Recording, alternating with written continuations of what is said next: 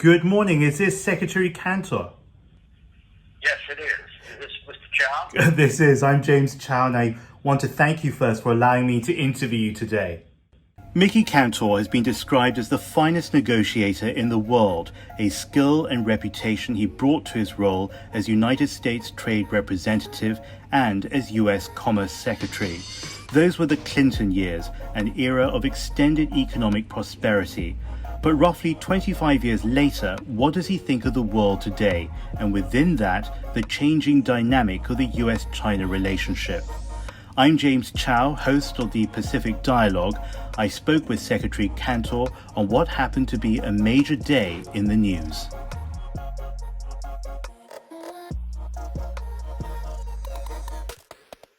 Secretary Kantor, thanks very much for your time today. Just to timestamp this conversation, we're speaking a couple of hours after President Trump and his wife were tested positive for COVID-19. You're over in Los Angeles right now, I believe. How does it feel, that news? Does governance feel more fragile today?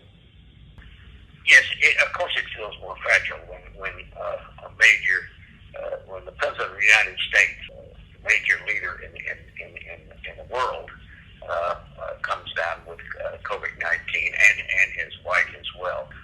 It sobers, I think, everyone as you look at this problem, which faces all of us and requires, I think, more international cooperation and work than we've even had in the past with other issues.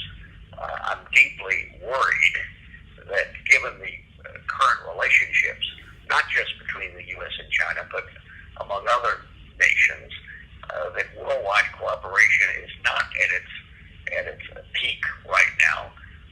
It is almost as fragile as the COVID-19 itself.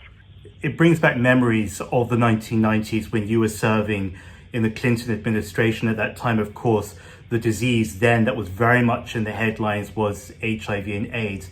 And that shows us that a strong United States, and increasingly a strong United States and China working together, helps to serve and helps to improve the condition of humanity. Yet we're not seeing that in an era of COVID-19. Is it too late, do you think? It's not too late.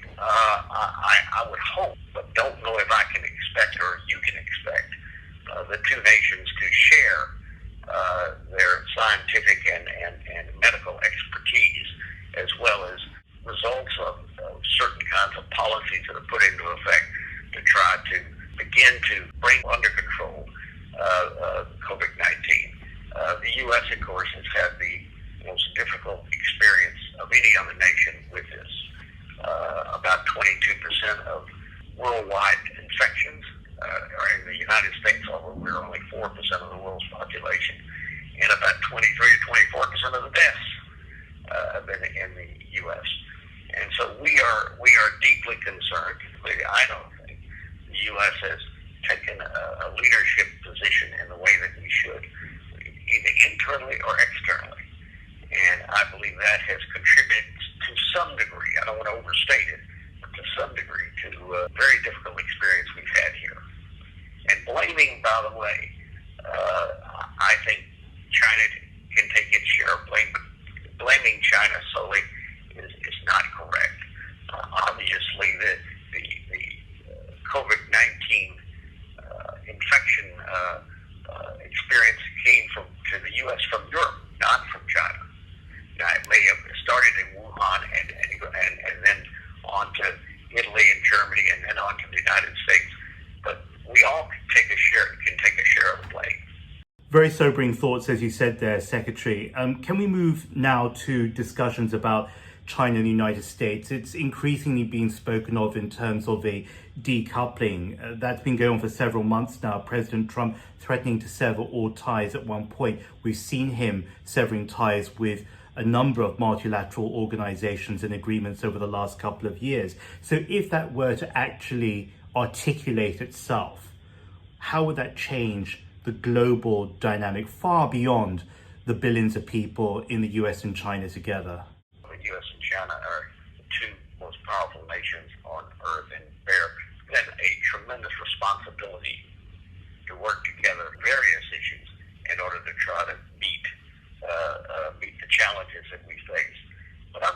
say that I have been somewhat disappointed, if not very disappointed in China over the last number of months, as well as the U.S. as well.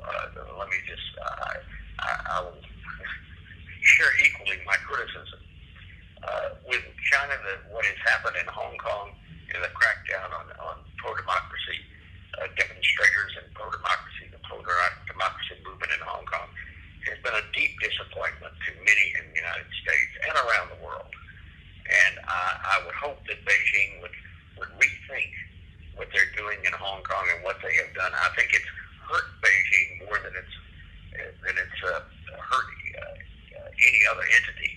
The reason is that Hong Kong was so critical to Beijing in terms of its financial services industry in particular, as well as other industries in Beijing. What has happened with the Uyghurs, what has happened in Tibet, what has happened, I think, lack of strong emphasis on global warming and the environment in China, the lost privacy and censorship in China, which has been a turnaround from where China had been over the last number of years.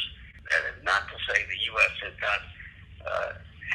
its own challenges. We've had too many restrictions on visa restrictions for Chinese business and the government travelers, diplomatic travel. The closing of the Houston consulate was not helpful. Of course, China has closed the U.S. consulate in Chengdu. The concerns in the U.S. on Huawei, TikTok, etc.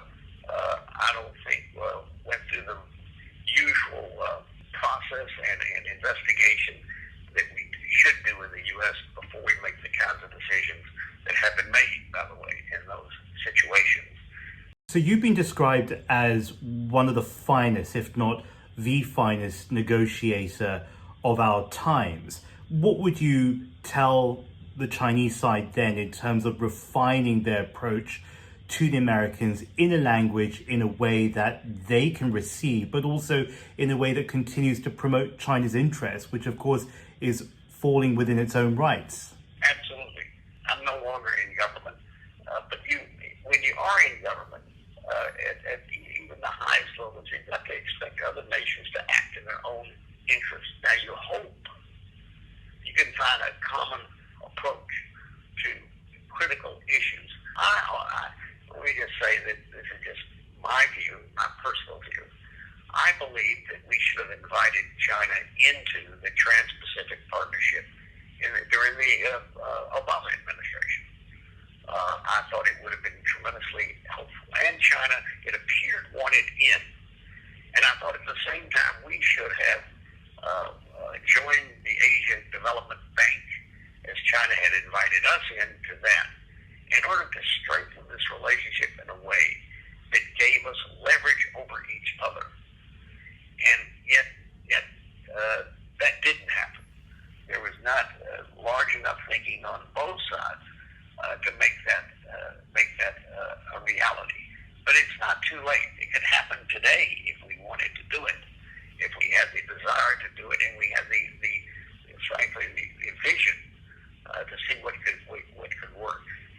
Just because you say make it an agreement, let's say the U.S. went back into the Trans-Pacific Partnership, China was invited back in. The U.S. then agreed to join the Asia Development Bank.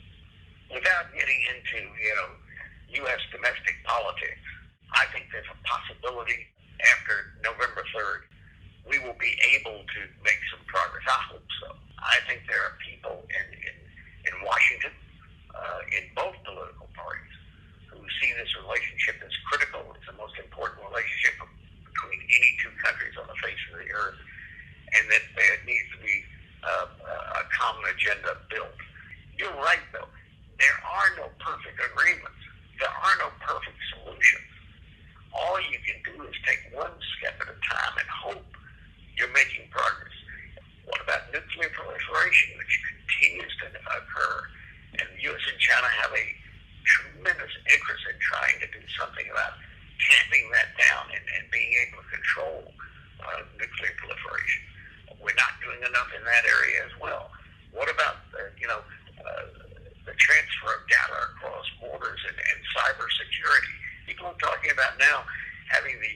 democratic countries have their own agreement and isolate China from it. Well, that would not be helpful, but I can see that happening just because people are so frustrated at this point. As I hear you speak about nuclear proliferation, also about global warming, I'm reminded that you are a grandfather, I believe, to 3 grandchildren. So this is not just academic talk, but really looking into the future and trying to secure a future that is safe for us all. Well, I appreciate that. They're 3 wonderful young men, all of whom are beginning to pursue their careers academically and in business, and they're terrific guys. I'm very proud of them. But what kind of world are we leaving for them, and what kind of platform are we building for them and of course their colleagues across the world? They're trying to build on to try to address these problems. I imagine if you could get all the good people in the world into a room at the same time and close the door, perhaps they'll be able to figure out the world's ills and be able to create the solutions we need. Well, I hope so, and hopefully